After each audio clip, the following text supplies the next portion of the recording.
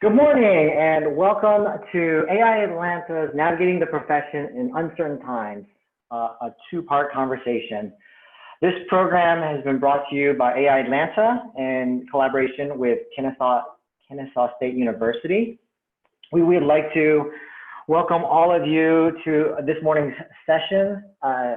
If you haven't already, we ask you to please open your chat box and certainly interact with each other by asking questions of our speakers. Also, if there's any information or resources that you care to share with each other, once again, utilize the chat box. In addition to the chat box, we encourage you to use www.slido.com, event code AIA-ATL, where you can submit your questions, and we'll be monitoring this board throughout the event, collecting questions. You have the ability to ask questions, and perhaps if there's a question that was asked earlier, you're welcome to submit an upvote to make sure that we prioritize the questions that are asked. So thank you so much, Hannon, for joining us from University of Miami. I see we have some friendly faces. Paige, thank you so much. Without further ado, I'd like to go ahead and introduce our speakers this morning. So as I announce your name and I give you just a brief bio of our speakers, I'll ask our speakers to unhide their cameras and join us on our virtual stage. So first off, I'd like to introduce to everyone Tariq Abdullah, a principal and owner of Tarchitects. He is a graduate of University of Detroit Mercy, graduated in 2008. Welcome, Tariq. Thank you so much. Thank you. Thank you all for having me. Secondly, Nicole Hilton, principal and owner of Cole Hill, a graduate of LSU 2007. Nicole, if you would please join us on stage. Following Nicole. Hi everyone. Thank you all for joining us and having me. Following Nicole and Tariq, we have Emily Schickner, director in commercial studio for Harrison Design. She is a graduate of the Miami University of Ohio 2007 and got her master's in architecture from Georgia Tech in 2013. Hi everyone. Look forward to talking with you all today. Secondly, we have Will Stanford, partner of BTBB, graduate of Mississippi State University 2007. Will, please join us. Hey everybody. And finally, we have Robert Woodhurst, project architect of Post Loyal, received his BS and MS from Georgia Tech. Please join us, Robert. Thank you. And then, yes, Nicole and Tariq, if you would go ahead and unhide your screen so everyone can see y'all's lovely faces. These are our panelists for today. Thank you so much for joining us this morning. At this point, so what we're going to do at this stage is we're going to kind of do a bit of an icebreaker.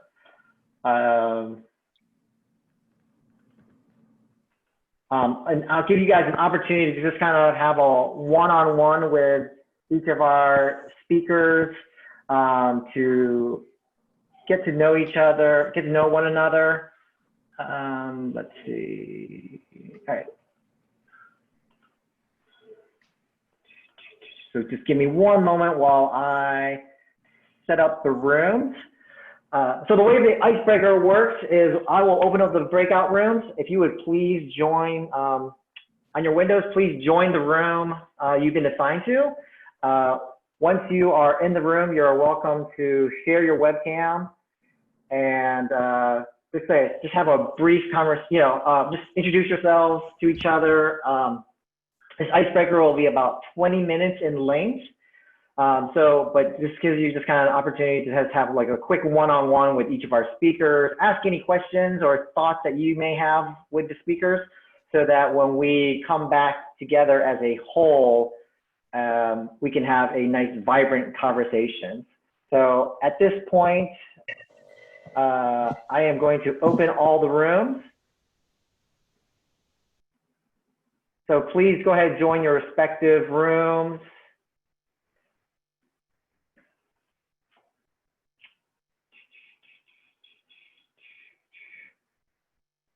Excellent. Joel, thank you for joining us. If you would kindly join the breakout room, we're just doing a quick icebreaker session right now, Joel. Just giving you an opportunity to kind of chat with our speakers on a one-on-one format.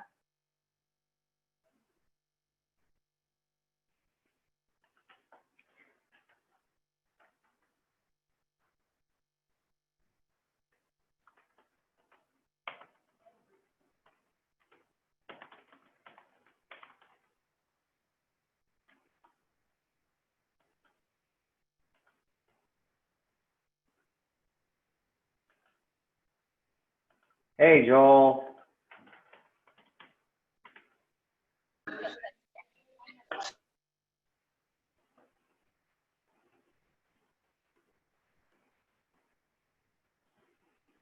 Mentor and, you know, asked for some advice. And Rainey was very responsive and mentioned that I should try to stay relevant.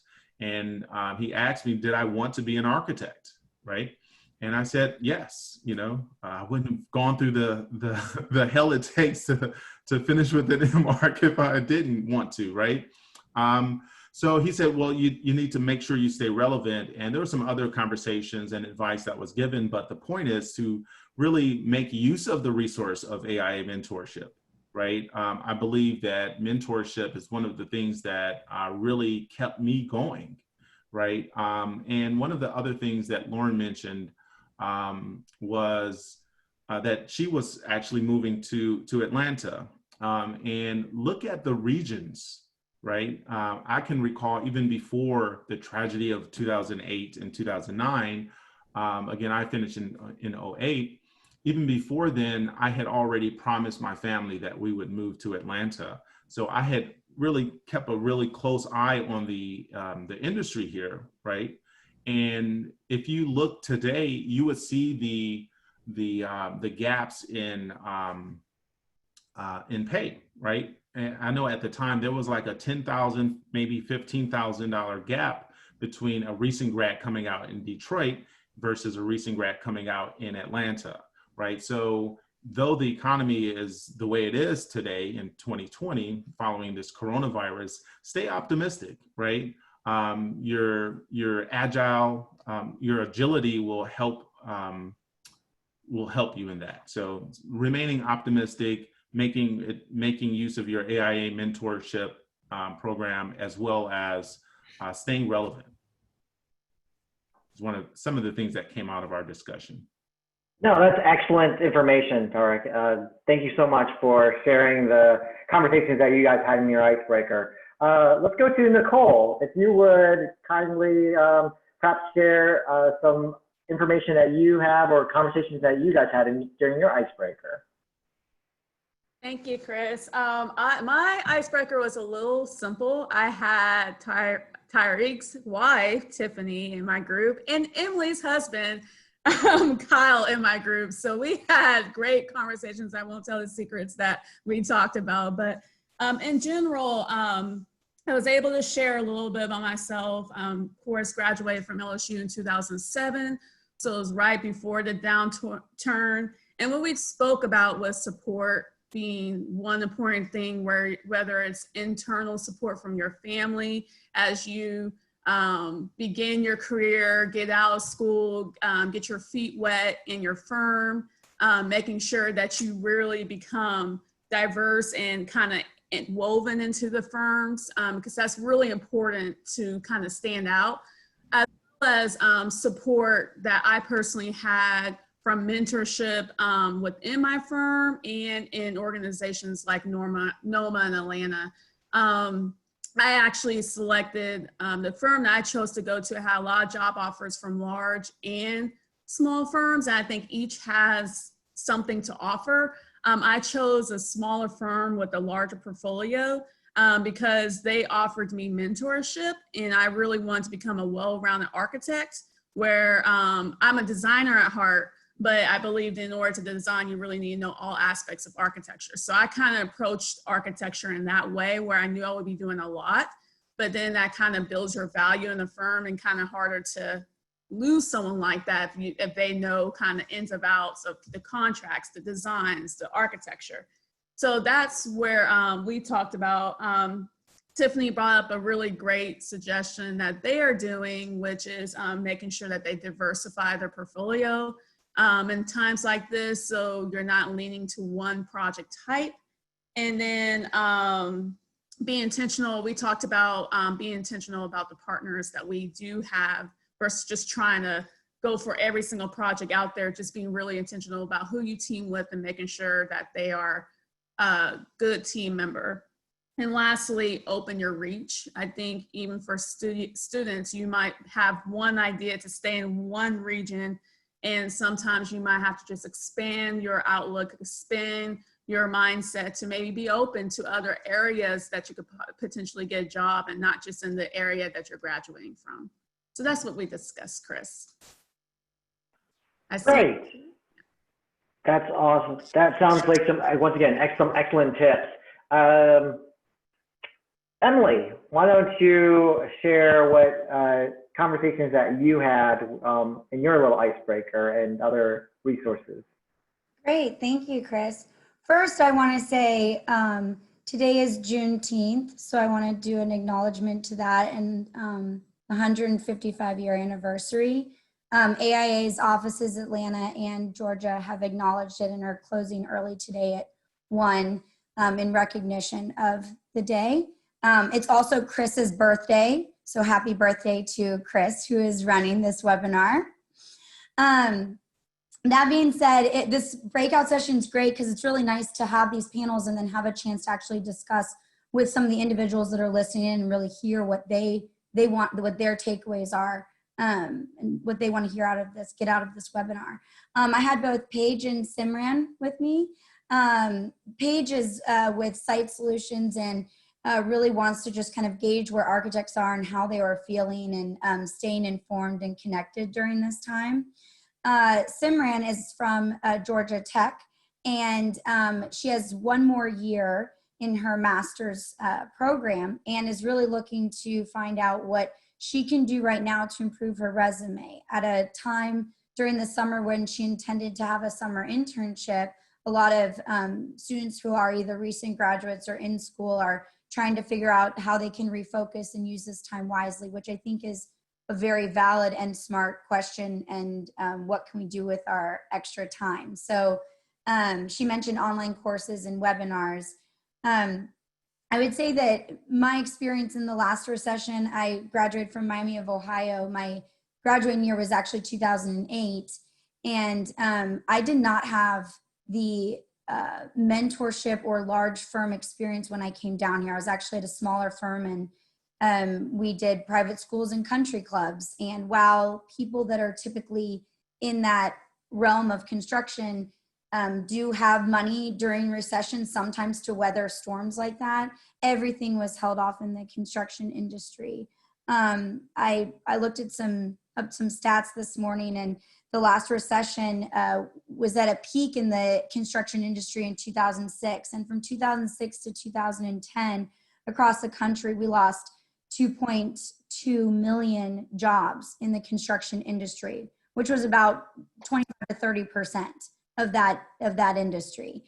In the architecture and engineering industry alone, we lost 12%, 178,000 jobs when the recession hit. So it went across the board. It wasn't just those coming out of school. And I know we're focused on the emerging professionals and, as we say, young architects, but those are actually those that are within 10 years of being registered. So you can be 70 years old and be a young architect.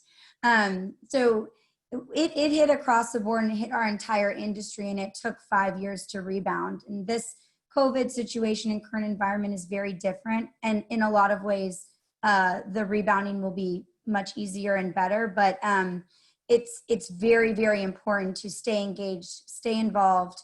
What I say to the younger group, the emerging professionals, that we look towards people that have availability, adaptability, and their attitude during this time, that they're positive, that they try to engage others, and that they'll be flexible. We might say we focus at Harrison Design on high-end residential and multifamily residential, but I will be doing industrial warehouses if that's what it takes during this time. So my attitude and my adaptability and my flexibility will have to remain on that positive, encouraging note. So that's something I always try and stress during these times. No, those are some excellent tips, Emily. Thank you so much for sharing that with us. At this point, let me ask Will Stanford to unmute, partner of BTBB down in Macon, Georgia. Will, why don't you share maybe perhaps some conversations and information that you have from your Icebreaker session?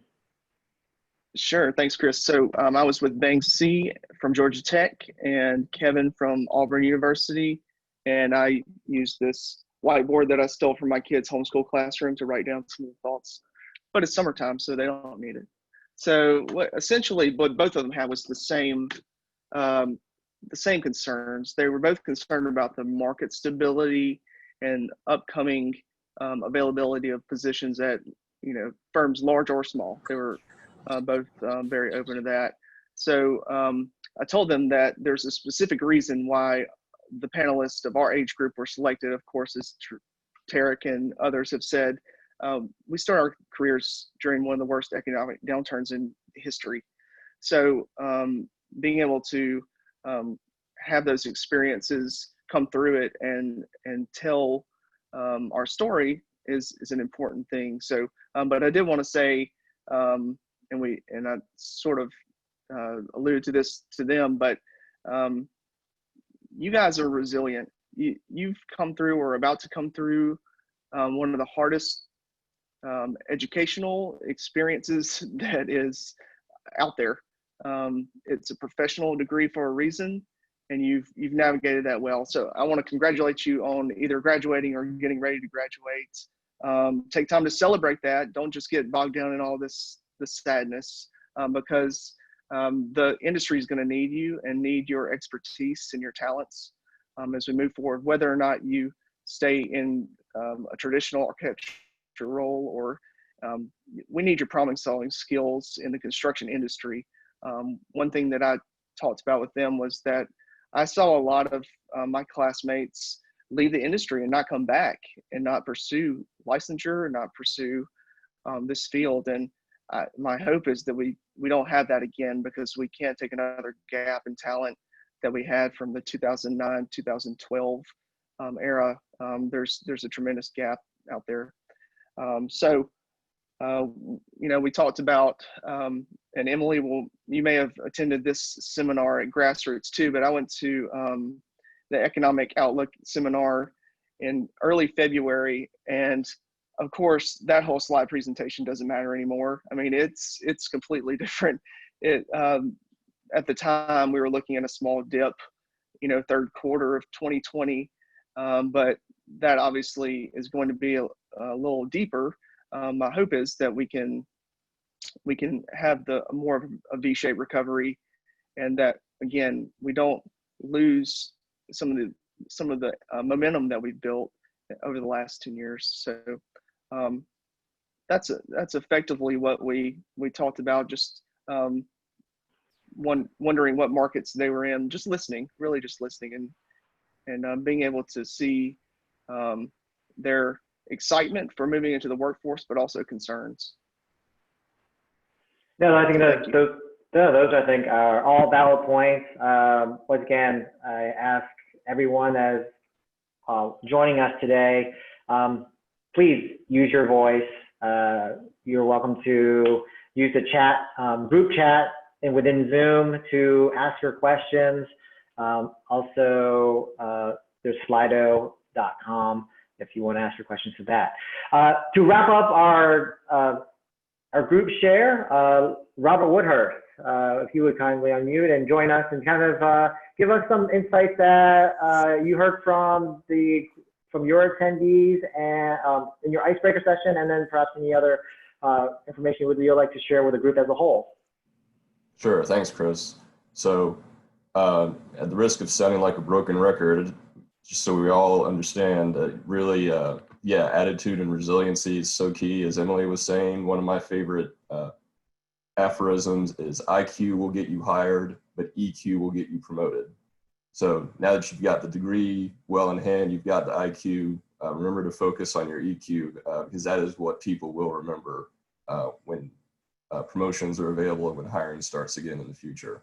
Also, I was talking with a recent graduate and reinforcing what was said by Tariq and some others, that this is a time to continue building your IQ, your portfolio, start your AXP record. There's no reason not to if you haven't, and look into some other potential certifications in different professional registration. Lead well, there's no shortage out there. And also, as has been said, the network, it is one of the most valuable things in your professional toolbox. So remember to keep in touch with classmates and professors. Those are people who make connections, and professors are invested in you and seeing you succeed. They just spent 4 years teaching you. They want you to do well. And even things like this, I think we heard that some connections have already been made right here on this webinar. So don't forget to nourish and grow your network moving forward. That is some excellent tips as well, Robert. Thank you so much. So we've come to the portion of the program where, once again, we want to hear from our attendees. We want to make sure that, once again, that this resource is for you.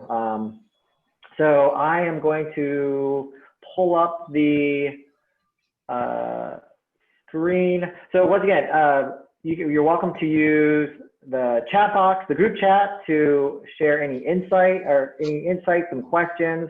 I also, once again, I ask speakers as well. If you have, I know many of you have been kind of pulling some resources and references. If you guys want to share that in the group chat with any links, so for our attendees to click on and save to their, or bookmark to their web browser to reference later on. We realize that the information that we shared here today, there's gonna be a lot of it, and it'll be time to take time to digest. So please take full advantage of all the resources available to you. I guess to Tariq's point, he mentioned, AIA as a resource. For recent graduates, there is, you can sign up for 18 months of AIA membership. Just go to www.aia.org, go to membership. As a recent graduate, you get 18 months of free membership. Once again, opens up a huge pool of resources to you all. So before I get to take some questions from the audience, I do have some topical questions I kind of want to ask our panelists that we have right now. So I guess, in the light of COVID-19 and moving into a post-COVID-19 world, I'd be curious to hear from Nicole and Will what you... Did you say third COVID world? I don't know what he said. I'm lost. Post-COVID world, yes. What social distancing mean for architecture? Nicole, why don't you start us off? Max, you have one over here. That's Troy's. Max! That's Troy's. Hold on. Okay. Go Sorry, ahead, I was on Nicole. mute. Hey guys, sorry. Okay. Chris, can you ask the question one more time? I was asking just what social distancing means for architecture. I think we're still figuring out. From what I spoke to with our colleagues, we are taking it slow to analyze what's going on, just like everyone is doing in their lives. I personally think that should we have to practice the social distancing, and and really practice some of these things that are being implemented long term. Some things I think will be affected is our flexible schedules for men and women. You know, we have to be mindful that people have families, they're taking care of their parents, or they might have to offset finances a little bit. So I think that that's going to be important to look at. I know, thankfully, our firm already kind of was set up to have a flexible, smarter workflow. But I think architecturally across the board, firms are doing so, and we'll have to adapt to have a more flexible workflow to better service ourselves internally. I also think it's going to mean that we're going to have smarter practices. It's something that we've been trying to implement as an architecture discipline across the board, but now it's kind of forcing us to get into those smarter practices. Who are your partners? What technologies are you using online to really build your practice? And it's really about coming into a more forward practice type. And then I also think it's going to kind of go back to what I call the Renaissance architect, where you're not so much streamlined to project architect, project manager, you know, draftsman. You know, you're going to have to be more the Renaissance architect, kind of like what my mentor has taught me, where you need to know how to write a contract, and you need to learn how to speak to a client. You need to know BIM, and you need to learn some of the practices and be more well-rounded versus so focused and streamlined on, like, let's just say 3D modeling. Those are the ways that I think it could affect our practice. Sure. Will, do you have anything you'd like to add?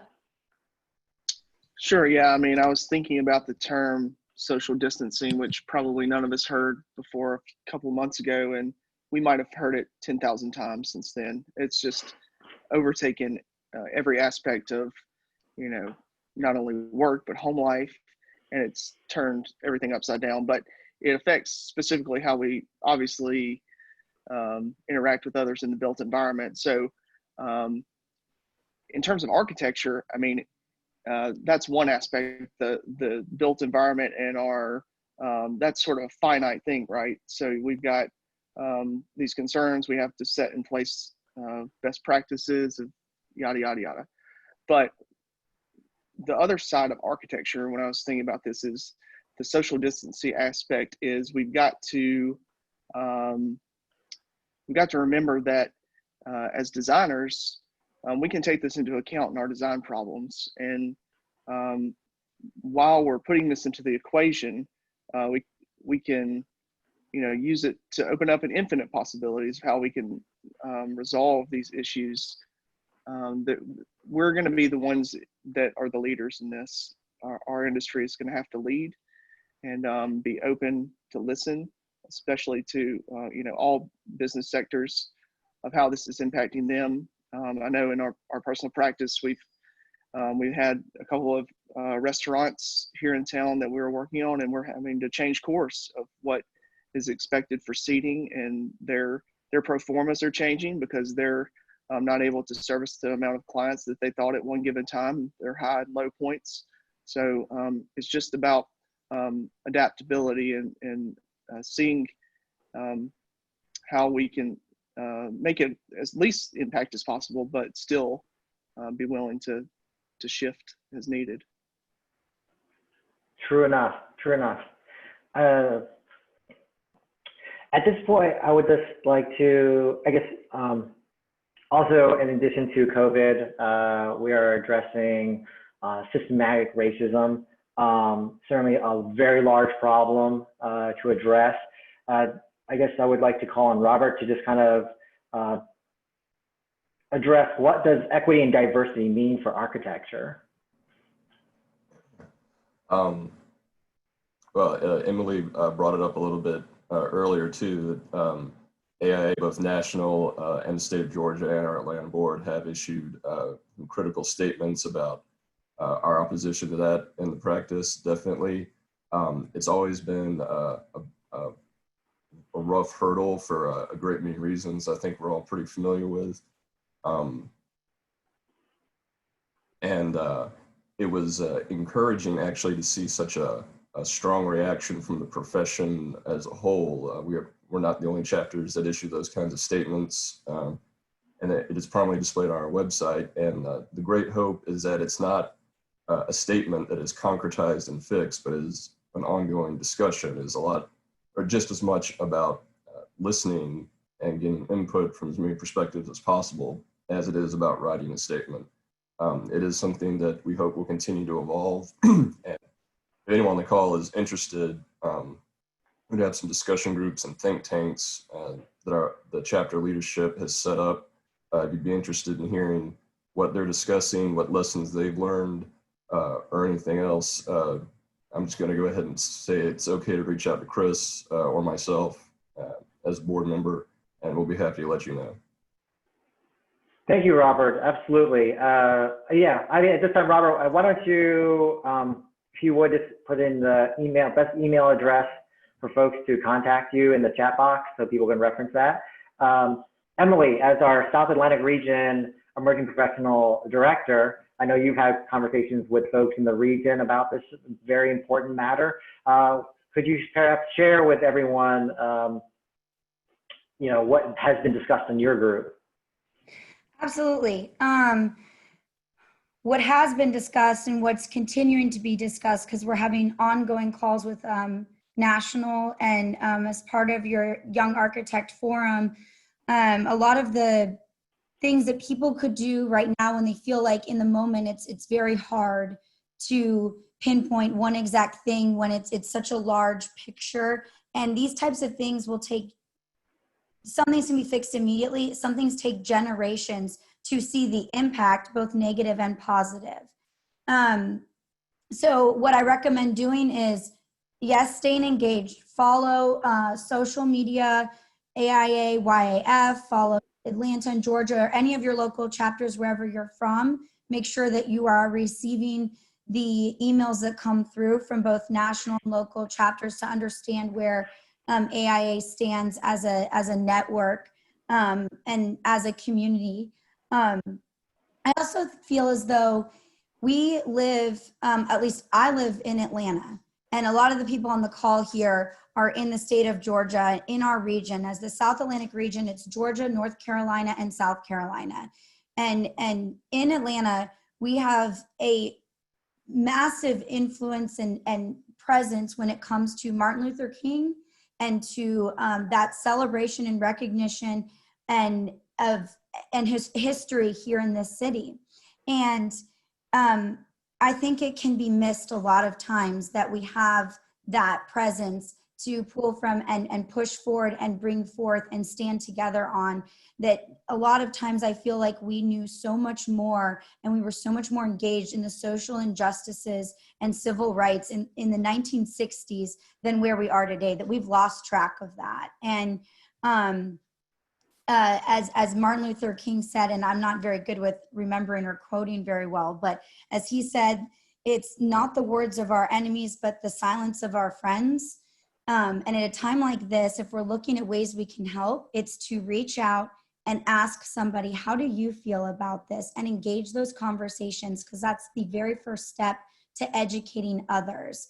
AIA has wonderful, strong words that they have released that express our concern for the lack of diversity in our community. And they've expressed their support for Black Lives Matter and for what we see going on in our current environment. Also, one thing that everybody could do is read up on books, and I recommend one that's called The Color of Law. It was recommended to me during Grassroots by one of the presenters there. And it is very, very specific to architects and how we might not realize how much we are also engaging in systemic racism just by purely agreeing to zoning ordinances or determining that taxes are correct for certain areas based on school districts that you are in that were established due to racist decisions back in the 40s, 50s, and 60s. So Emily, do you have that author's name? Yes, it's Richard Rothschild or Rothschild. I'll put a link to Amazon in the chat. But it's when there's so many books we can educate ourselves on right now. That one in particular is very good for architects to understand when we go to get a variance, or we're sitting there agreeing to something around us due to the school district that we're in, to understand why that school district was formed the way it was, why white people are considered privileged due to them being able to get mortgages on homes. And without getting into all the specifics, we need to acknowledge this and understand that we need to work together to move forward. We need to educate. Nicole got to speak with my husband earlier, and my goal every day is to find something that I need to change his train of thought in, because of how we ourselves were raised and how we can help that inequity. No, it's very good. Thank you so much, Emily. Actually, I would, I know AIA is trying to move forward with how it organizationally, and Nicole Hilton, I don't know if you would be so kind to share with the group about Resolution 18.3 and then the equity in architecture, what you know of both the organization and the resolution. Absolutely. And just so everyone knows, you know, I mean, I went into the architecture field not really understanding the diversity gaps until I graduated from one of the oldest architecture schools in the nation, as the second African-American out of their graduate school and their undergrad female to graduate from that school ever, and the first to be female to become licensed. And I graduated in 2007. So it was hard to kind of grasp that because I'm a military brat. So I grew up kind of not seeing color. And so fast forwarding, personally have been on the AIA board for 4 years. I was a part of a lot of task force nationally and on the Georgia board, and really seeing the concern personally and getting asked plenty of questions, being on plenty of panels to help begin to bridge this gap for minorities in general. So the AIA, when the National AIA president, trying to fast forward through this, came down, AIA Atlanta, AIA Georgia was a part of a conversation that sparked Resolution 18-3. And in the sum of it all, it was about seeing women of color come into leadership in AIA, because I think they only could find one person ever, and you know AIA is one of the oldest organizations around, of women of color on the board ever. And so they can find them in all the focus groups, but not on the board. And so I was a part of a year task force on the AIA National AIA National Task Force efforts started by AIA Georgia and AIA Atlanta to begin to develop this leadership program, this pipeline. And AIA is very, very focused on really making sure the profession is diverse. I mean, they spent, I think it was like $150,000 just on the research, bringing in doctors to educate us, bringing us on in the understanding of what, how racism was really formed, and racism between different minority groups. And long story short, we developed a task force, and it wasn't just a leadership program. It was based on, you know, financial capabilities, time, you know, understanding social gaps, just a lot of different social impacts, educational impacts, and then just what people can experience. So, Chris, hopefully I answer your question, but AIA is very focused on making sure that we have the diversity in this profession, and it really made me proud to see their efforts. No, well, thank you, Nicole. Appreciate that enlightenment of what our organization is trying to do, and certainly it is a large problem that requires all of us to exercise our voices in addressing and bringing about conversation. At this point, I kind of would like to let's get back to, like say, providing information for all of our attendees. Can I chime in there? Of course, Tariq, what do you have? Yeah, so I hope you don't mind. So one of the things, I mean, it's such an important point there. I definitely wanted to give it its due. As Emily mentioned, it's Juneteenth, right? And I'm glad to be able to speak on this for a second. And I really primarily want to speak to the graduates that's coming out right now, because I think, as Robert alluded to, and someone else mentioned on the panel, that it takes, I think it was Emily that quoted Martin Luther King, that mentioned it takes the people to come out of silence, right? Nicole mentioned that she was the second graduate from the undergrad and the graduate program from one of the oldest architecture programs around, right? And that was in 2007. That's a huge institutional, well-rooted problem, right? And you can imagine the things that she went through in that program. And I graduated from a private university, a Jesuit university out of Detroit, and I was two of my 50. It was 50 of us graduating the master's program, and I was the only African-American male. And there was one other African-American female. So I want to speak to those, right? Because one of the opportunities that I try to give in my firm and all of what I do is I try to seek out I sometimes call them, I don't know if I've ever said this aloud, but sometimes I refer to them as a super minority, right? If you have a woman that is a woman of color that is maybe a hijabi, right? That's a super minority, right? And those are some of the people that are coming out having to deal with everything everyone else is dealing with, right? But on top of 3 layers of discrimination, on top of 3 layers of, systematic racism, right? So I want to speak to those people just for a minute here, Chris, if you will. First off, you're one of the first architects on Earth, okay? On Earth, right? Europe was educated by you, okay? It's unfortunate that for a long time, we were not educated in our profession classically that that's the case. But my point is, know who you are, right? Know who you are, and those people that are silent, know who you are and represent the best that is in you, right? Because it's going to take all of us to represent an industry to survive. One of the things I was talking to David Sutherland about was that if you look at the stats that Emily mentioned a moment ago, right? She said roughly 160,000 practitioners from the AE fields lost their jobs or left the industry.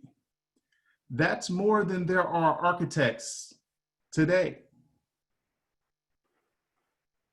So if you look at the severity of the issue that we're addressing today, and it's very pertinent to understand the climate that we're in, right? If we don't get our act together, right? The nation needs to get our act together, period. But if we don't lead, right?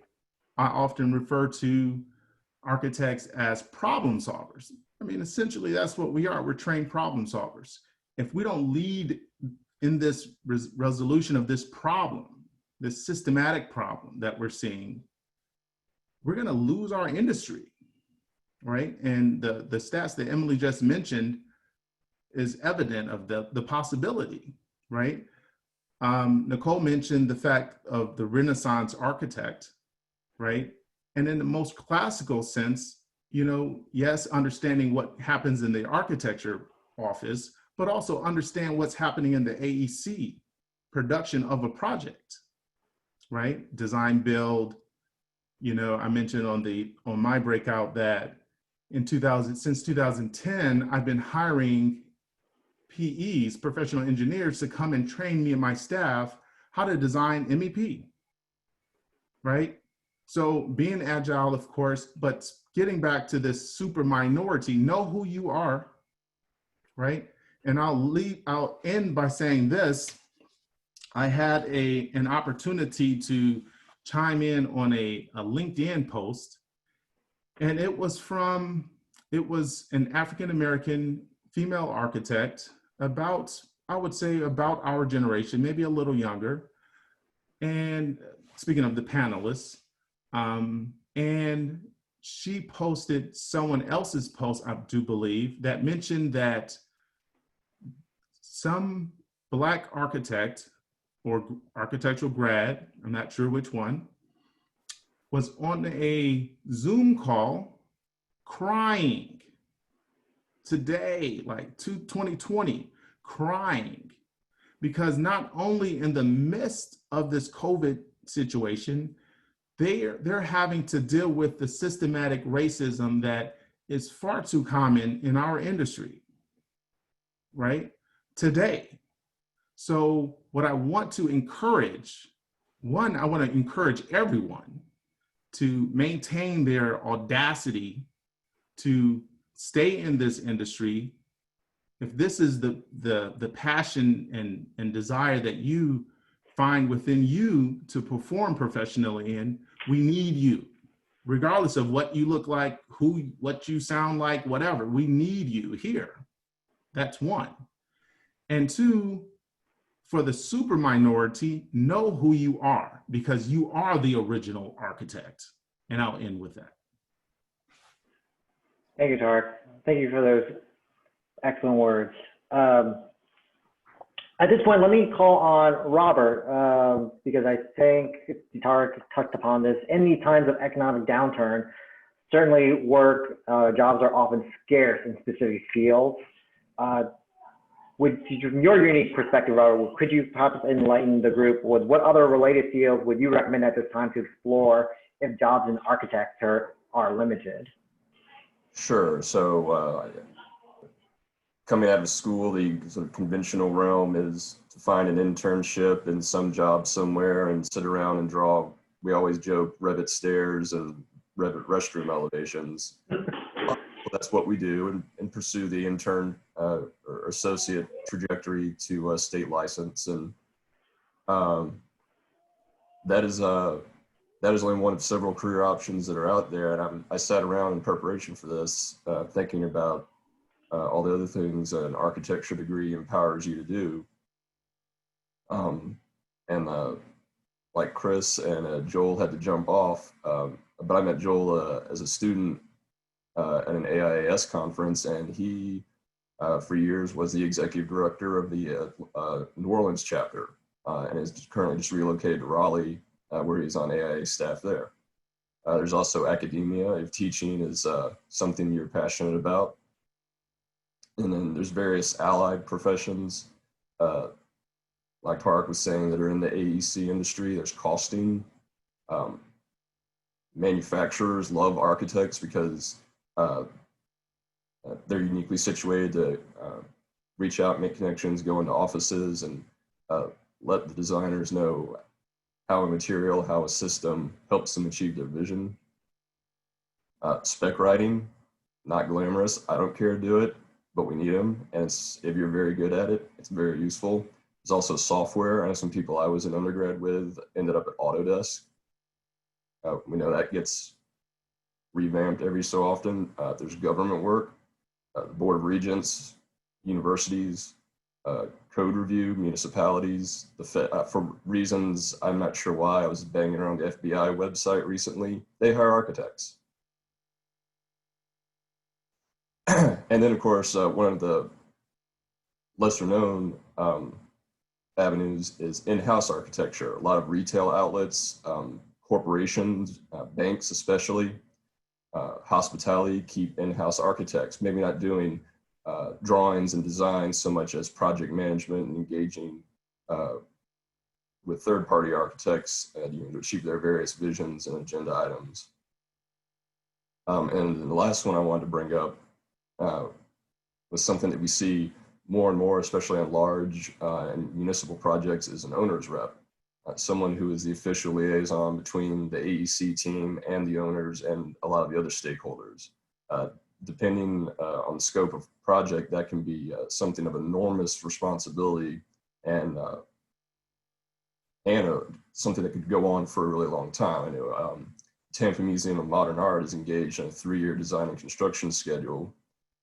And especially with a group like that that has so many stakeholders of varying talents and backgrounds, it's really important to have a clearinghouse, someone that keeps their collective best interests in mind and is able to clearly and effectively express them to the AEC team. So those are just a few of the things anyone might consider as a non-conventional career path. I think that's excellent. And then also thank you to TS for sharing with everyone on the chat mode. FEMA is also hires architects. I mean, I feel like in the field, I mean, clearly those on the call, like architects are the problem solvers of our society. So certainly there are a plethora of opportunities out there. I think Emily, like you touched upon this maybe in your icebreaker, but perhaps Emily and Nicole, if you guys could probably share with the group essential skills needed to expand one's job prospect after the coronavirus pandemic. Perhaps you could probably enlighten the group on what skills are top priority for firms at this time in managing this situation. Okay, I'll go first then. I kind of touched on it in the very beginning. I guess it could be 10 A's, but just 3 to start would be your availability, your adaptability, and your attitude. I know that we can say knowing AutoCAD, knowing Revit, understanding how to read code books and zoning ordinances, being able to communicate well, those are kind of all given. We know we need to work on those basic skills of just any profession and architecture specific technology. But a lot of firms, I feel, are okay with somebody coming in at a time like this when they're super busy and they hire you just for a specific job to get it cranked out. Yes, I want you good at Revit and that's, just let's get it out the door. But hopefully most firms are not a hire and fire like that. Harrison Design prides itself on attaining and bringing on employees that stay for life. And so what we look for is not necessarily, are you #1 in Revit in your class? But more, do they have the social skills to be able to communicate what design they have on a piece of paper, to be able to not only sketch, but be able to draw it, to look clients in the eye and use good quality word choice, and have the attitude that they will do and try anything, just as we all want to learn everything. You never know where your career path might go. So I do think a lot of managers read that immediately when they meet a candidate, and they can see that this person is excited about their career. And I specifically use the word career. People who are architects, I think, are, I hope, at least I know I am, are very intentional about their profession. I'm an architect, and I am so proud that I'm an architect. It took me years to get here. I was not born wanting to be an architect. I didn't know how to become one. No one in my family is an architect or designer of any sort.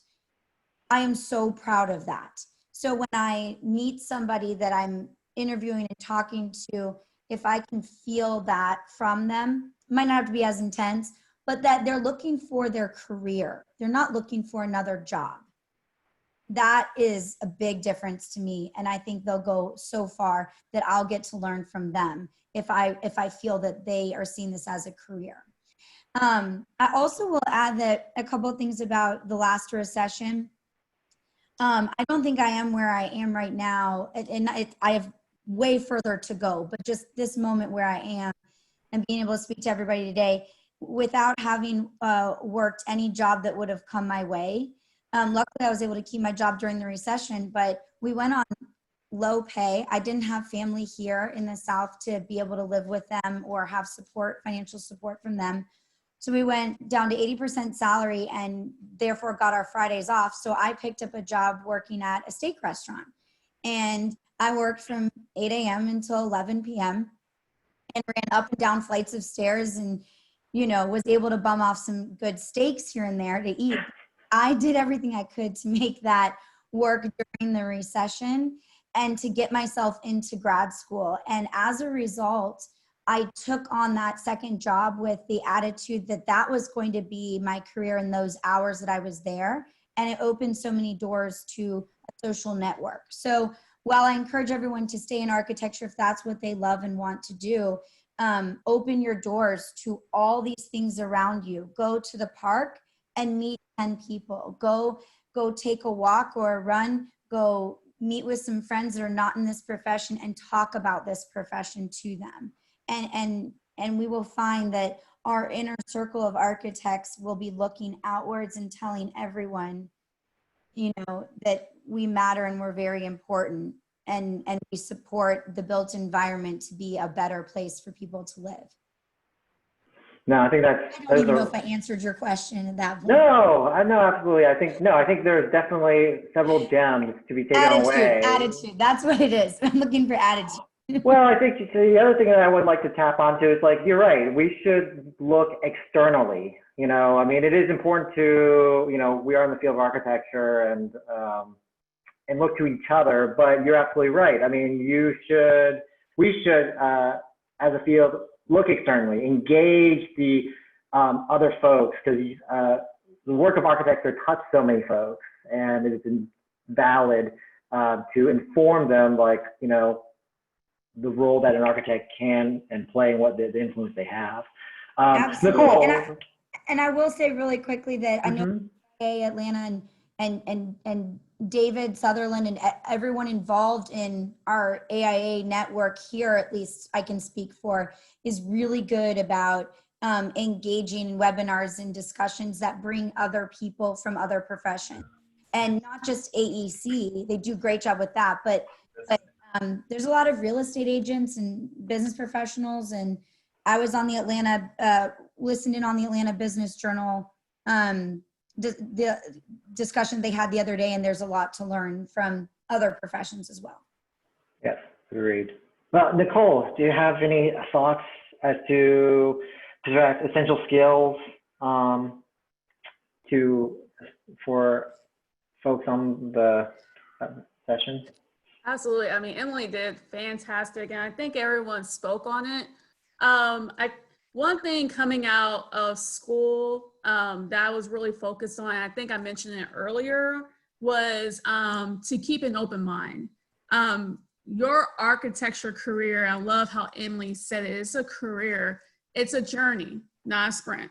So if you're able to be strategic in how you attack it, sometimes I'm not a student, but if you're a student, I find some students very like, I want to start my own firm now. And that's no problem, because, you know, Tariq has a very successful firm, but they're very, I want to work on this type of architecture, you know, and sometimes I encourage students to be more well-rounded and really learn the profession, because what really impacted me was my mentor, who's been practicing architecture for over 50 years, still looks at details through a book. So that really showed me that we can't learn everything in one night.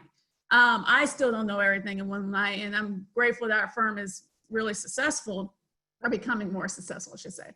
So I will say that one huge thing is to know, and this is a mindset, know that architecture is a journey.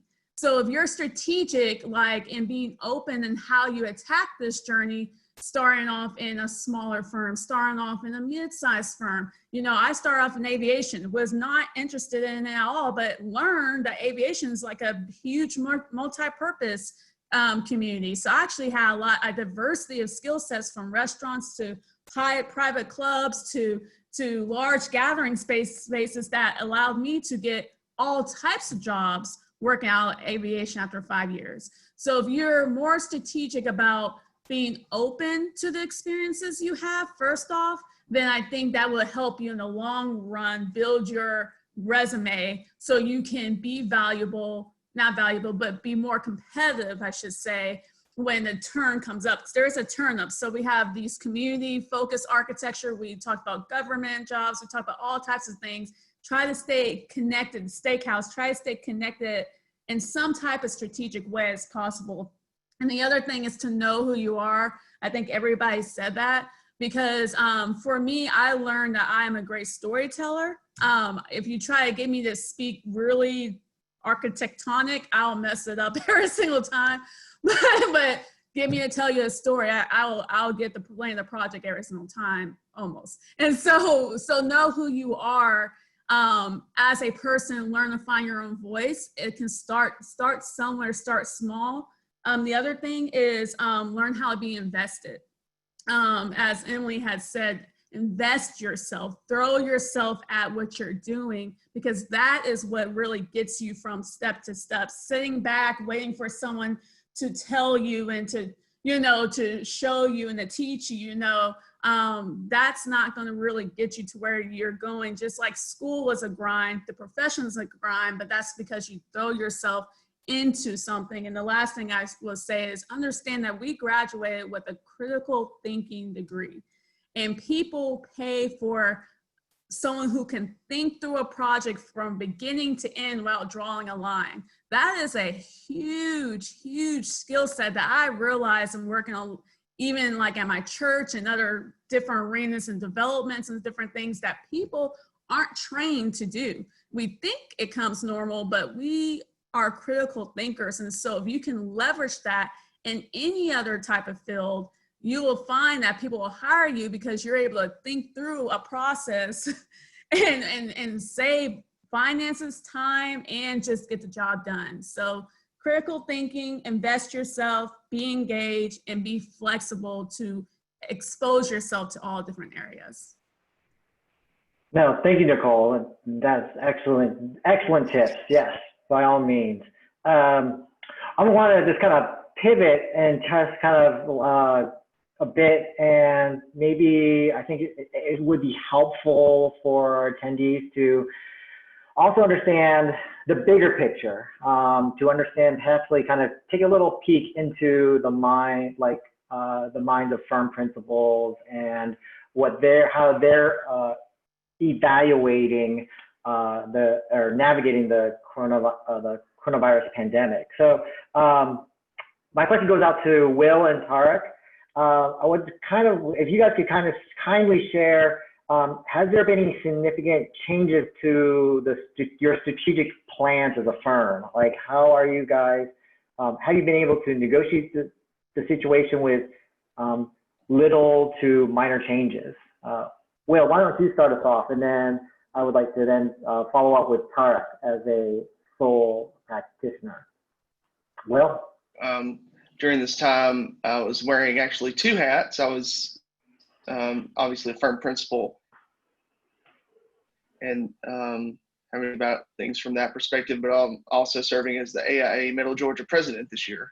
So I'll start with, from a firm perspective, we're in February and March, when everything was so up in the air, it was the first time I've really had to sit down, with our office manager and look at a scenario where, what if we don't have any income for 3, 6, 9 months, and we want to maintain our employees? What are the impacts to that? And it was sobering, to say the least, but it was a good exercise, because it taught me, where my lines are and what I need to, where we could be more efficient, and how we could adapt during this time for a short-term strategic plan change that would help us to navigate it. What we ended up doing is, like most everybody else did, was we transitioned to remote working for a period of time, eventually coming back to a staggered work schedule. We only have 6 people total in our office, so we're able to kind of socially distance naturally with our floor plan. instituting things that would help us, even as a small firm, to be able to stay safe during this time. So that was sort of the firm side of things. From an AIA perspective, ever since I knew that I was going to be president for 2020, I had all these grand plans, right? You have these visions of what you want to do, and those were changed. We had to take a step back from what we wanted to do as an executive board, and look at it from how we can engage our members, listen to them, what's going on. Really took the time to individually contact all of our members, try on a regular basis. I mean, we're a small chapter, like 55 people, so try to do that on a regular basis and hear what they're going through, and also start to, from an emerging professional side, change the course on how we engage with those members. So a couple of things we already had. We have an architecture school scholarship for Middle Georgia students that graduate high school in Middle Georgia, and it was limited to if you were going to attend to KSU, Georgia Tech, or SCAD, so it was Georgia schools. But we changed that because we knew that the opportunity coming up for availability in starting your architecture education might be different now that you may be limited, or it might have changed. So we opened that up to all U.S. schools, and added more scholarships so that we could give the opportunity to those who want to enter our field, which is desperately needed. The other thing we did was we have an ARE scholarship where traditionally we would have had an ARE candidate take or pay for and take the exam, and if they passed, had a successful score, they would get reimbursed for the cost of the exam. Well, we wanted to change that mechanism so that we could stop the burden of the first cost. So we changed it so that we paid the upfront initial seat of the exam, so that that burden is taken away. They can even if you are having reduced hours or whatever, you could try to work through that process and not have the burden of the financial impact. And the other thing related to the ARE is that we purchased a chapter subscription to PPI, so that we could foster some learning, even Zoom study groups, virtual study groups, so that we could keep it. So one way it's helping to move licensure forward, but in another way, it's also a time for EPs to kind of come together and have some community. And so those are kind of the ways from a board perspective we wanted to approach this in Middle Georgia. No, I think those are some excellent resources. I guess at this time, Will, if you wouldn't mind maybe perhaps sharing some of those links in the Zoom group chat so people can click on it, maybe bookmark it for later. If you guys haven't been doing so, definitely open the chat box. There's been a lot of great information being shared right there. Tarchitects have some excellent opportunities within that they're offering, and one of our attendees, TS, actually shared there's apparently a grant by the enterprise community. There's called the Rose Fellowship. So please, like I said, click on those links, bookmark those for later reference as well. Tariq, if you would kindly unmute, why don't you share some perspectives from your firm as far as like I said, strategic plans moving forward during and after the pandemic. Yeah, absolutely. Thank you, Chris, for that. Little correction from earlier. I think you alluded to it being a sole practitioner practice. Today's payday. I wish it was a sole practice. Understood. In 08 when we started 12 years ago, but today it's 8 of us. I actually had to count on my fingers there. It's 8 of us in this design build firm. So as it relates to, and 2 of those were new hires. Actually 3 of those were new hires, but 1 was anticipated prior to COVID. but 2 actually happened right in the mid. Actually, all 3 of them happened after COVID started. So one in February, and actually all 3 in February. But 2 of those were construction workers, full-time construction staff. So that's really one of the ways that we've been adjusting. Frankly, I think we've been blessed that I was mentioning to my grandmother the other day that, we're almost as busy as we've ever been. And it takes, I'm a serial entrepreneur, right? And it takes a little bit of luck and intuition to really pivot when you see a change in an industry coming, right? Of course, granted, no one saw this coming, but when we see it in front of us, it takes an entrepreneur to really, an entrepreneur's kind of intuition to really adjust. And sometimes we're right, sometimes we're wrong, right? In this adjustment to COVID-19 as a design build firm in Atlanta, actually we have an office also in Detroit, which just opened in January, downtown Detroit. So we had just made a large shift in opening a second office in January, right? And a month and say 6 weeks later, this COVID-19 happens, right? So what I did was anticipate the worst and hope for the best, of course. I'm sure all of us was into that mindset at some point. And the worst for me, I said, okay, I'm going to pivot and create a resource for entrepreneurs that are finding themselves social distancing and at home, right? This is right when the governors around the country actually start, closing down the states and things like that. So look to hear more about that. It's actually a work from home solution using architectural furniture design solutions. It's called Entradesk.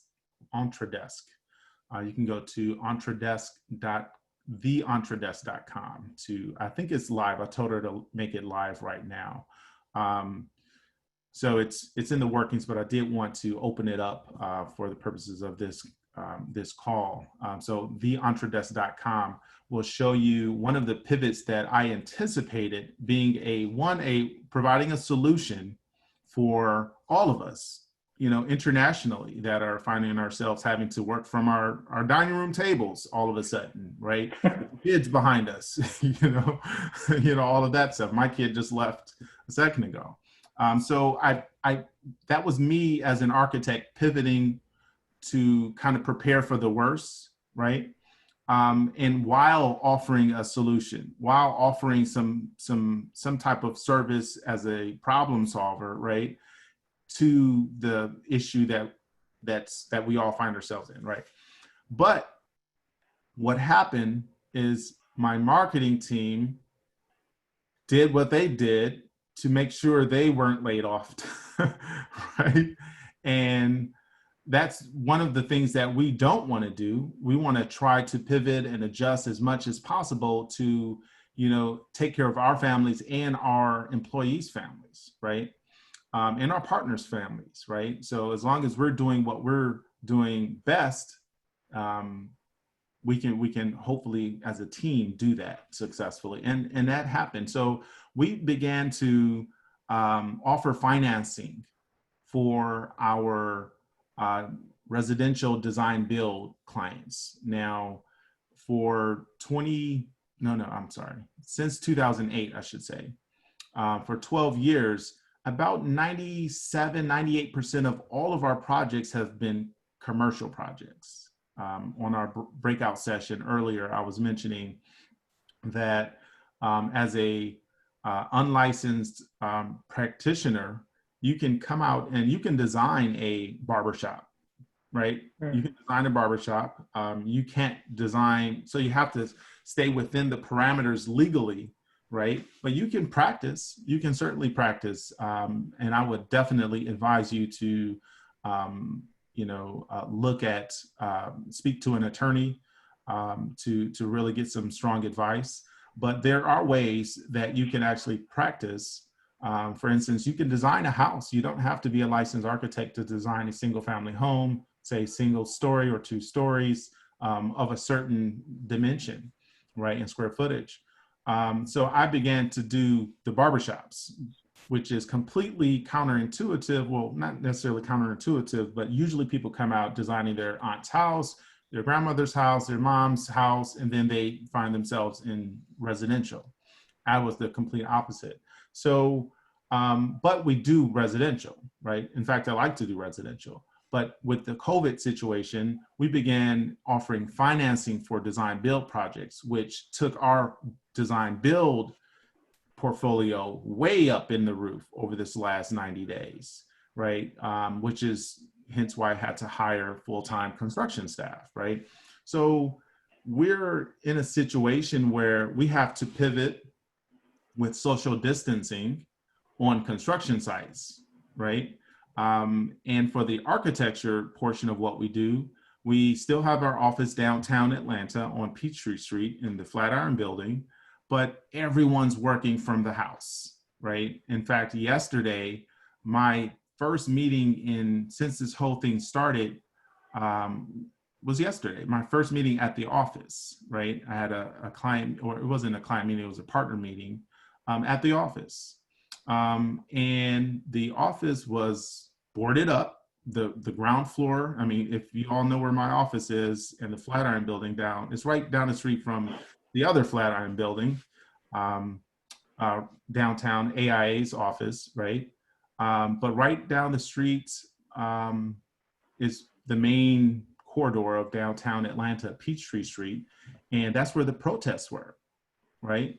And people were breaking out windows and things like that. And they broke some of the building's windows out and we had them boarded up, right? So very different office today. Luckily, they didn't break in and actually take things. So things have definitely changed in the light of this COVID-19 situation. But as Robert mentioned, you as well as we are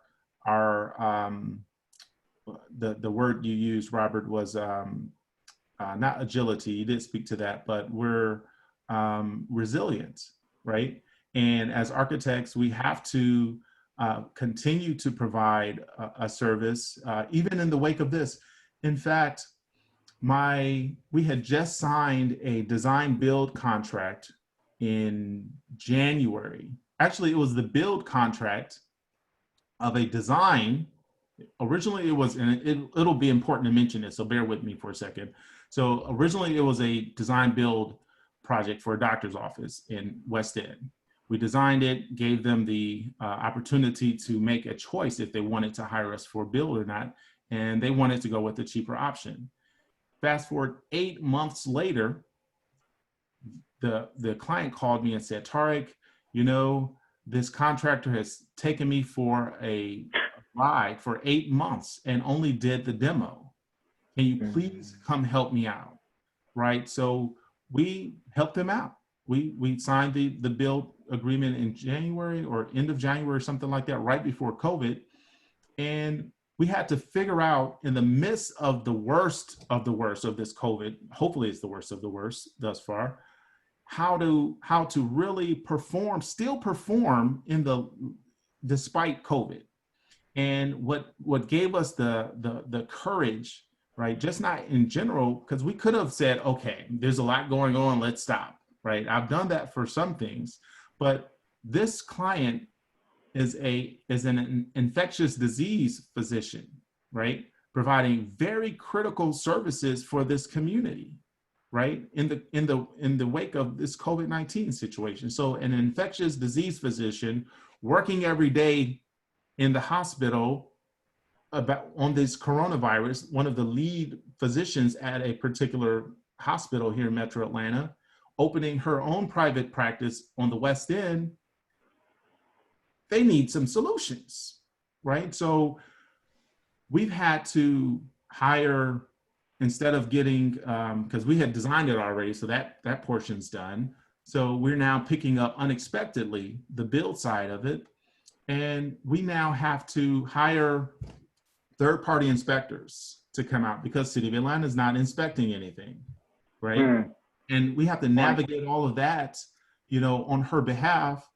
And what's pushing us is that she's on the front line, right? And we're on the front line. While the state is figuring out, while the world is figuring this thing out, we're still having to produce, right? So on the site, we try to make sure that there's a minimum of trades, and they're not overlapping. Like sometimes, frankly, I like to do, and they just got to kind of deal with it. But we have to actually separate the trades and make sure that they're in on one day, the next trade is in on the next day, and really share the calendar in that way, while social distancing and wearing masks. Yeah. So it has been a whirlwind of a problem to solve, but she should be receiving her CO next week. Wow, that's great. That's very good. Thank you very much for Tariq, and Will, for sharing with everyone y'all's perspective. With the time remaining, what I'd like to do is kind of go through our panel one last time, give them an opportunity to, once again, share any other insights that they want with the attendees. So I'm actually going to kind of go in reverse order from the start of our program. So Robert, why don't you give us, some quick highlights of things people should reference and take away from this discussion, and perhaps how they can engage with the AIA and other opportunities provided by AI Atlanta and/or Georgia. Sure. So as Chris mentioned earlier, for recent grads, you are eligible for 18 months free membership with AI Atlanta and AI Georgia and National, I think, right, Chris? Yes, the National, yep. So it's just a phenomenal resource, and I very much encourage you to become a member and also consider joining a committee or perhaps even running for one of the leadership positions. And that can be anything from the Atlanta or wherever your local chapter is, all the way up to national level. And apart from that, we've touched on this quite a bit, but I really want to reinforce that the profession, the architectural and construction community is robust and a huge resource for mentors and allies and colleagues and institutional memory. But it's just as important to remember to network and educate everyone themselves outside of that. We do not operate in a silo, as we all know. And there's no shortage out there of Google best reading lists for entrepreneurs or best reading lists for young professionals or anything like that. I'm way better at downloading those lists than I am about actually reading the books. But another pretty interesting one is the Commandant of the U.S. Marine Corps lists suggested books to read by rank. And it's really interesting because up in around colonels and generals, so much of the literature is corporate mindsets and conflict resolution and things that are actually useful to running a business, because the military, even the Marines, do not operate in the world today as they have in the past. So networking outside of architecture, I think Emily mentioned social clubs, adult rec kickball is maybe a great place. And, the great secret about, or a thing about networking is it's about everyone there. It's not all about you. So remember that you might be in a position to do someone else a favor or make an introduction, and it's not just about you getting an introduction or getting a leg up. No, I think that's a good tip, Robert. Will, any last words for our audience? Echoing what Robert said in a way, but I don't think anybody said this term, and it was sort of a buzz term before COVID. It was citizen architect. I think we talked about that a lot. Whether you're engaged in a career, I think it behooves you to do it throughout your career, whether you're doing that before you gain employment or not. Citizen architecture is a part of my life and something that's been very valuable to me. Mentioned, as Robert did, serving on the AIA board, but in Middle Georgia, but also on the design review board for Macon-Bibb County. So just being able to have some impact on what happens in our downtown and historic districts. Another statewide resource that both Nicole and I is actually where we met is Georgia Forward Young Game Changers, and I'll put a link in the chat, which is under 40-year-old young professionals. They come together and do exactly the kind of critical thinking that we're trained to do. They go to a specific city or city county during the course of a 6-month period during the year, and a few, once a month or something like that, and look at the problems, listen to the community, and seek solutions. And I think it involves not just architects, it's every sector, and that's what makes it so enriching. So I'll put something in the chat about that. And thank you for being here, and good luck going forward.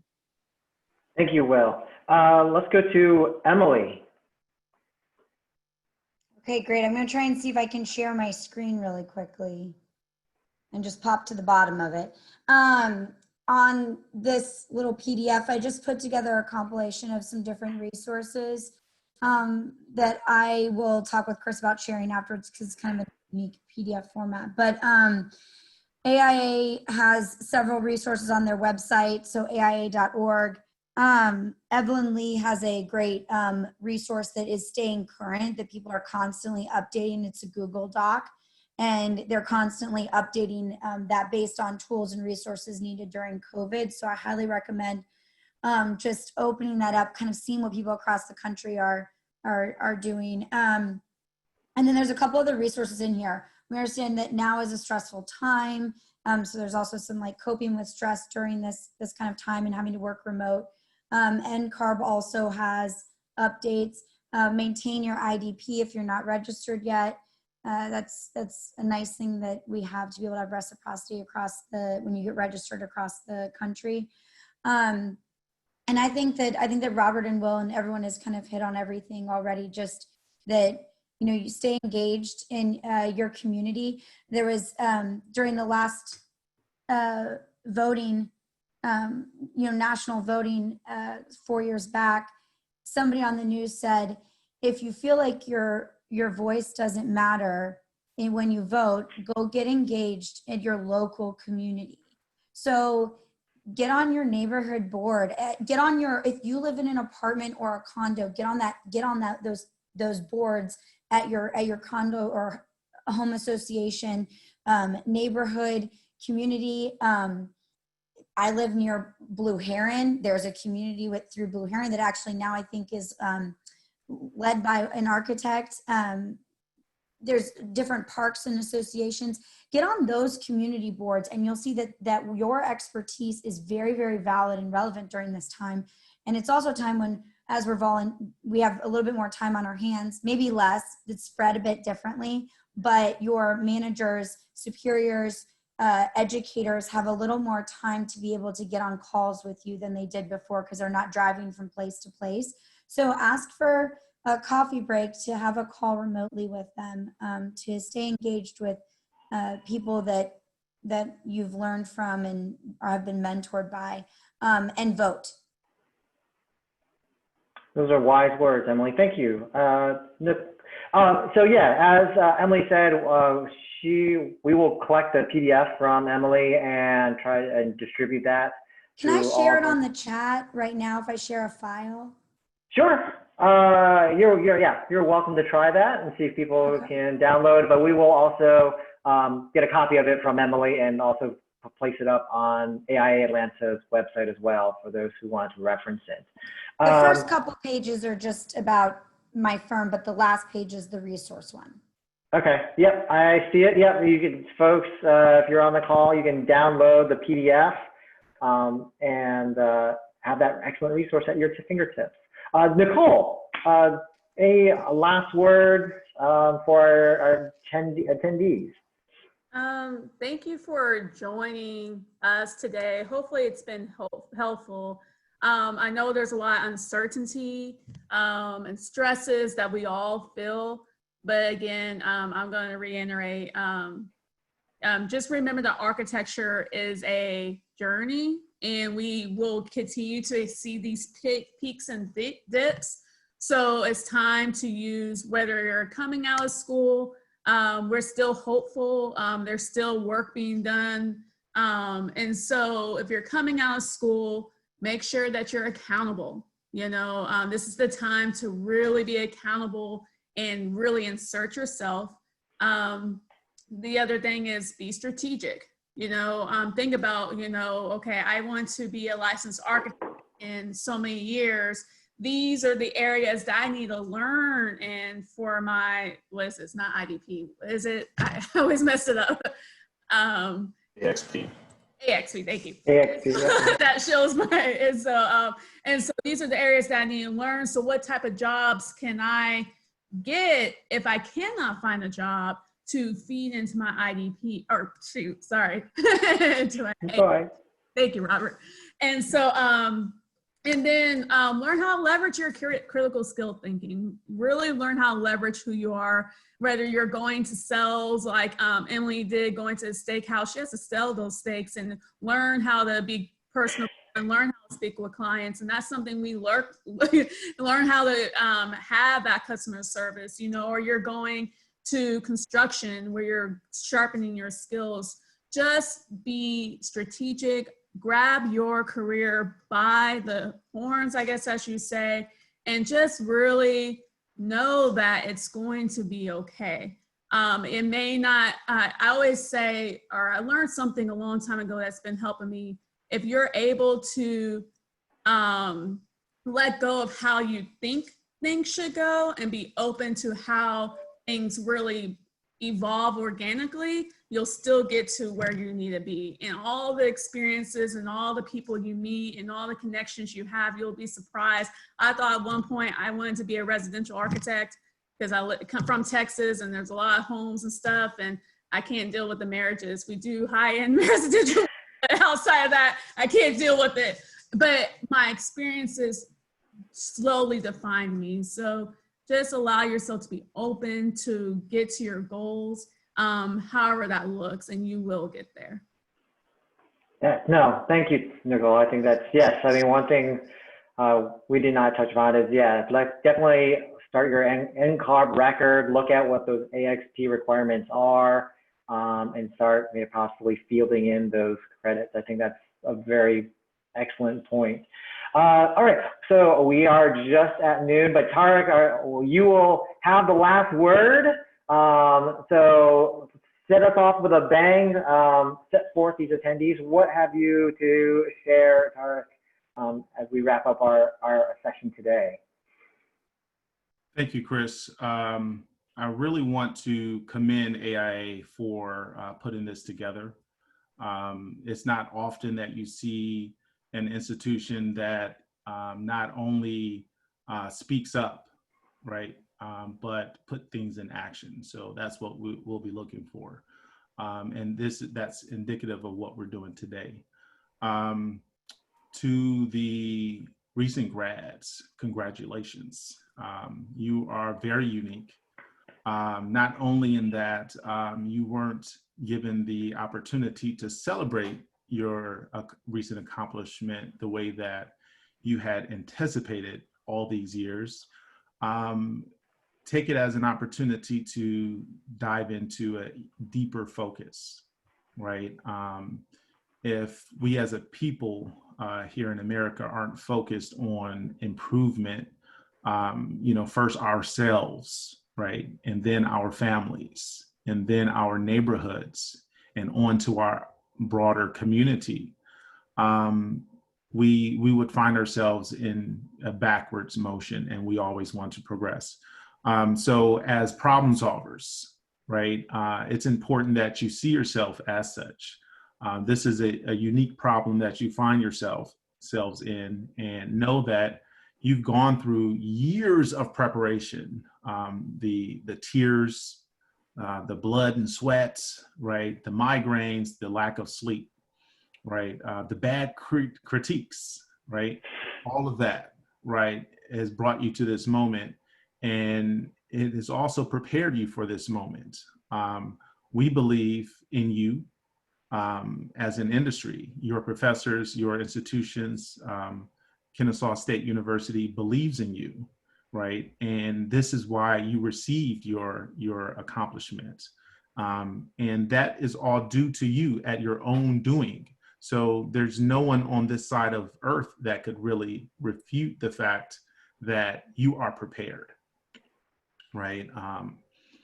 And use your critical thinking as an opportunity to advance your career. I think the advice that has been given thus far by the panelists, throughout, even in your breakout sessions, right, will only add to your toolbox to successfully matriculate through your career. Take advantage of the resources that AIA presents. Make sure you go into the chat and select all and copy and paste into a Word file. So you'll have all those links before it's gone. I'm not sure how that system works, but I'm sure Chris will follow up with some resources in addition to what has been shared. But make sure you take full advantage of the resources that has been provided, right? There is nothing that you'll approach in life that you are not prepared for it. And that sounds kind of weird, right? But I'll tell you this, with the proper energy, right, you can achieve anything, right? Time will pass, and with the proper energy, you will achieve anything. Think of the time that passed through your program, through your matriculation, through your degree program. That same time was shared by everything and every person on earth, and you collectively brought your energy together to achieve that, right? So now it's time to collect your energy and attack another goal, right? Emily and some of the others have mentioned AXP, right? Make sure that you accomplish that. Go ahead and do that, right? If you haven't started it already. NCARB has a great website. It's improved since our days, so take advantage of that, right? And take advantage of your AIA mentors, right? And other organizations, your NOMA mentors, right? These things are here for you, right? And we all are here for you. I think another thing that was mentioned earlier is and it's worth reiterating, the fact that your network is your net worth, right? So your network is your net worth. So make sure that you're mixing and mingling with the people that will help you achieve the goals that you're trying to achieve, right? And take this as an opportunity to kind of pause on things that won't necessarily advance you in those goals and really stay focused. So we believe in you. We're here for you. And thank you for joining us today. Thank you, Tariq. Thank you, everyone who joined us today. I would like, on behalf of AI Atlanta and KSU, thank our 5 fabulous speakers, Emily, Nicole, Tariq, Robert, Will. Thank you so much for taking time out of your clearly busy schedule to share this information with those who have joined us today on this session. We are recording it, so I know not everyone has the ability to join us, but if you have friends, fellow students that would be benefit of this information, we will be posting this on aiaatl.org to be viewed at a later time. So keep an eye out for that. as well on the screen, because like I said, connect with us on LinkedIn. Tell us how you guys are doing.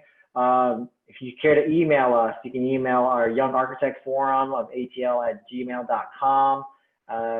Once again, we're always want to hear from you, students, emerging professionals. Please, we implore you to exercise your voice.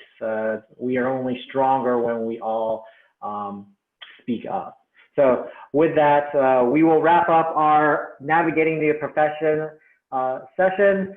Please, everyone, have a fabulous weekend. Have a wonderful 4th of July wherever you are. Be safe, stay healthy. June 10th. Exactly. All right.